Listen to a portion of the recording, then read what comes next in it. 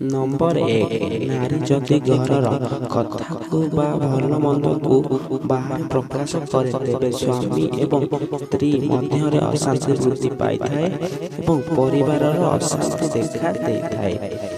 Number 2, ଯେଉଁ ପତ୍ନୀ ସ୍ୱାମୀକୁ କଟୁ କଥା କହେ ଏବଂ ଅନ୍ୟ ପୁରୁଷ ଦେଖିଲେ ଖୁସି ହୁଏ ତାହା ପରିବାର ସର୍ବଦା ଅଶାନ୍ତିରେ କଟେ। ବୟସର ଶେଷ ସମୟରେ ଶରୀରରୁ ଦୁର୍ଗନ୍ଧ ବାହାରେ ଏବଂ ଯନ୍ତ୍ରଣା ଭୋଗ କରେ।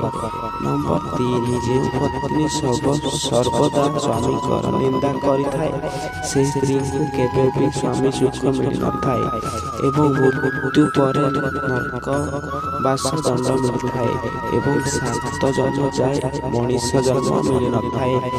ନମ୍ବର 4, ସ୍ୱାମୀମାନେ ନିଜର ସବୁ କାମ ସମାପ୍ତ କରି ସ୍ତ୍ରୀ ଶୋଇବା ବେଳେ ତାଙ୍କ ସହିତ କିଛି ମିଠା ମିଠା କଥା କହିବା ଉଚିତ। ରାତିରେ ରୋମାଣ୍ଟିକ କଥା କହିଲେ ସ୍ତ୍ରୀମାନଙ୍କର ମନ ଶାନ୍ତ ହୋଇଥାଏ ଏବଂ ସ୍ତ୍ରୀମାନେ ନିଜର ଦିନସାରା କଷ୍ଟ ଭୁଲି ଖୁସି ହୋଇଥାନ୍ତି। ନମ୍ବର 6, ଯେଉଁ ଦମ୍ପତି ରାତିରେ ଆଲିଙ୍ଗନ କରି ଶୋଇଥାନ୍ତି ତାଙ୍କ ମଧ୍ୟରେ ପ୍ରେମ ଭଲ ପାଇବା ସବୁବେଳେ ବଢ଼ିବାକୁ ଲାଗିଥାଏ ଆଉ ଏହିଭଳି ପୁରୁଷଙ୍କ ସ୍ତ୍ରୀ କେବେ ତାଙ୍କୁ ଧୋକା ଦିଅନ୍ତି ନାହିଁ।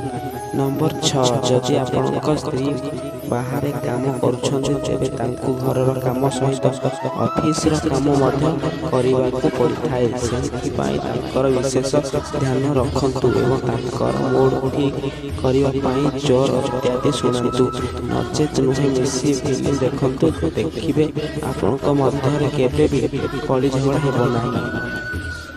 ନମ୍ବର 7, ଜିନିଷ କେବେ ବି ଆମ ହାତରେ ପିନ୍ଧିବା ଉଚିତ ନୁହେଁ।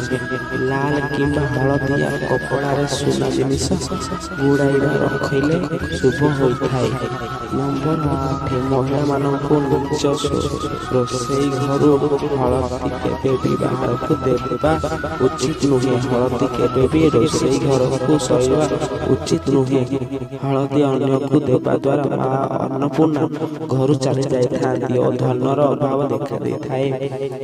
ନମ୍ବର 9, ଯେଉଁ ନାରୀ ସ୍ୱାମୀ ମନରେ ଦୁଃଖ ଦେଇଥାଏ ତାଙ୍କ ପରିବାରର ଅଶାନ୍ତି ଦେଖା ଦେଇଥାଏ ଏବଂ ନାନାଦି ବାଧାବିଘ୍ନ ଆସି ପହଞ୍ଚିଥାଏ ତେବେ ରୋଜଗାର ହେଲେ ମଧ୍ୟ ଅଭାବ ଲାଗି ରହିଥାଏ।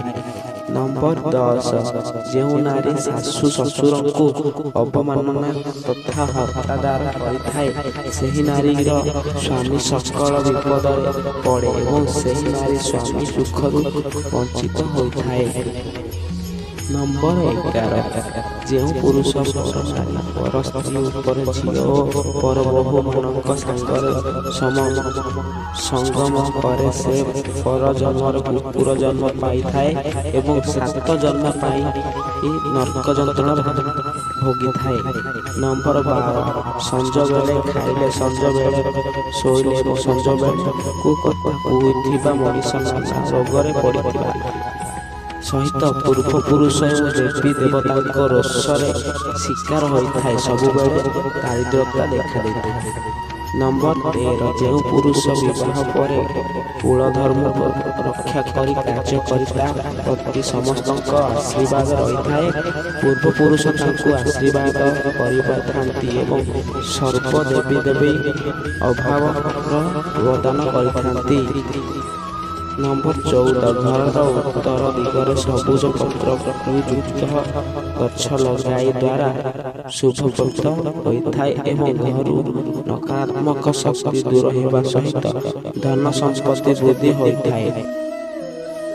ନମ୍ବର 15, ଘରେ ଆର୍ଥିକ ସ୍ଥିତି ବହୁତ ଖରାପ ହୋଇଥାଏ ତେବେ ଶୁକ୍ରବାର ଦିନ ମାତା ଲକ୍ଷ୍ମୀଙ୍କ ଏବଂ କୁବେରଙ୍କ ଫଟୋ ଆଣି ଠାକୁର ଘରେ ରଖୁ ପୂଜା କରିବା ଦ୍ୱାରା ଆର୍ଥିକ ସ୍ଥିତି ମଜବୁତ ହେବା ସହିତ ଦରିଦ୍ରରୁ ଦୂର ହୋଇଥାଏ। ନମ୍ବର 16, ଯେଉଁ ପୁରୁଷ ବିନା କାରଣରେ ସନ୍ତାନମାନଙ୍କୁ ଏବଂ ପତ୍ନୀଙ୍କୁ ହଇରାଣ କରେ ସେ 7 ଜନ୍ମ ଯାଏ ନରକ ସଛଙ୍କ ହୋଇ ଜନ୍ମ ହୋଇଥାଏ ଏବଂ ଯେଉଁ ପୁରୁଷ ସ୍ତ୍ରୀ ସହିତ ବାରମ୍ବାର ଶାରୀରିକ ସମ୍ପର୍କ ରଖେ ତାହା ଓଜନ ଏବଂ ବଳବାନ୍ ହୋଇଥାଏ। ନମ୍ବର 17 ଭୁଲରେ ବି କାହାକୁ ନିଜ ଘରର ଝାଡ଼ୁକୁ ଅନ୍ୟକୁ ଦେବା ଉଚିତ ନୁହେଁ। ଏହାର ଅର୍ଥ ମା ଲକ୍ଷ୍ମୀ ଘରକୁ ବାହାରି ଯାଇଥାନ୍ତି। ଝାଡ଼ୁକୁ ସର୍ବଦା ଲୁଚାଇ ରଖିବା ଉଚିତ। ଝାଡ଼ୁକୁ ଗୋଇଠା ମାରିବା, ସନ୍ଧ୍ୟା ଓ ରାତିରେ ଝାଡ଼ୁକୁ ବ୍ୟବହାର କରିବା ଉଚିତ ନୁହେଁ। ପ୍ରତିଦିନ ସକାଳୁ ଝାଡ଼ୁର ବ୍ୟବହାର କରିବା ଶ୍ରେଷ୍ଠ ଅଟେ। ନମ୍ବର 18 ନାରୀମାନେ ନିଜେ ପିନ୍ଧୁଥିବା ମଙ୍ଗଳସୂତ୍ର, ଗୋଡ଼ ମୁଦି, ପାଉଁଜି ଆଦି ଅନ୍ୟକୁ ଦାନ ଦେବା ଉଚିତ ନୁହେଁ। ଏହା ଅଶୁଭ ନାରୀ ପାଇଁ ଶ୍ରେଷ୍ଠ ହୋଇଥାଏ। ନାରୀକୁ କେବେ ବି ବେକ ଖାଲି ରଖିବା ଉଚିତ ନୁହେଁ। ଜଣେ ନାରୀ ଆଭୂଷଣ ଘରର ପରିଚୟ ହୋଇଥାଏ। ମୁଖ ଆଭୂଷଣ ଅନ୍ୟ ମହିଳାଙ୍କୁ ଦେବା ଉଚିତ ନୁହେଁ। ନମ୍ବର 19 ରୋଷେଇ ଘରର ବେଲଣା, କାଠି, ତାୱା ଆଦି କାହାକୁ ଦେବା ଉଚିତ ନୁହେଁ। ଅନେକ ସମୟ ମହିଳାମାନେ ଅନ୍ୟକୁ ଏହି ସବୁ ଜିନିଷ ଦେଉଥାନ୍ତି। ଏହାଦ୍ୱାରା ମା ଲକ୍ଷ୍ମୀ ଘରୁ ଚାଲି ଯାଇଥାନ୍ତି। ଧନର ଅଭାବ ହେବା ସହ ଛୋଟ ଛୋଟ କଥାରେ କଳହ ଲାଗି ରହିଥାଏ।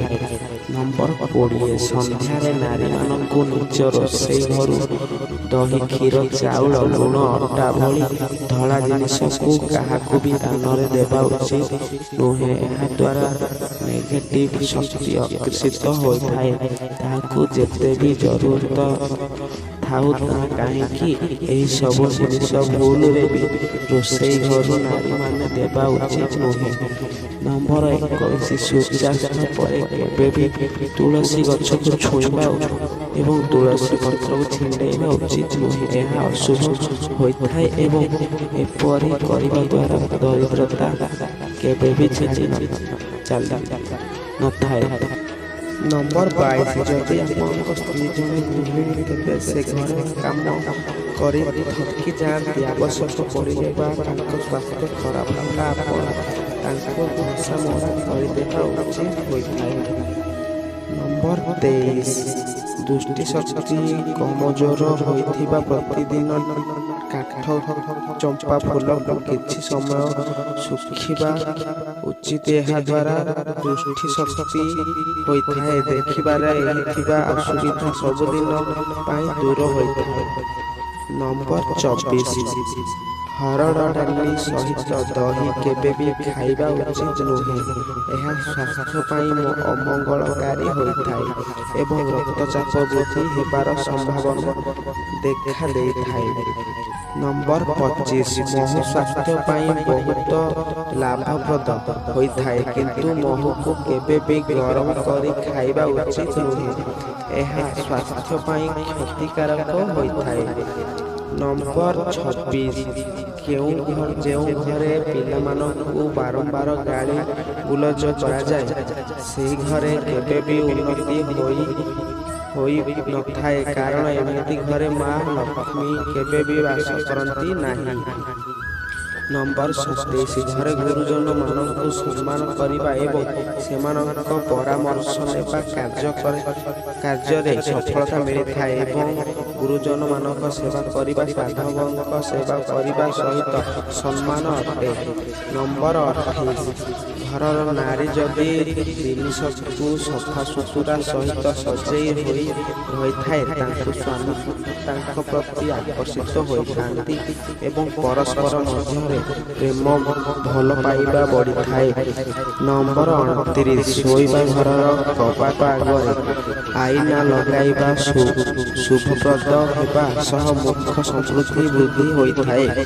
ସକାଳ ସମୟରେ ଗୁରୁଜନଙ୍କୁ ପ୍ରଣାମ କରିଲେ ସୌଭାଗ୍ୟ ପ୍ରାପ୍ତ ହୋଇଥାଏ।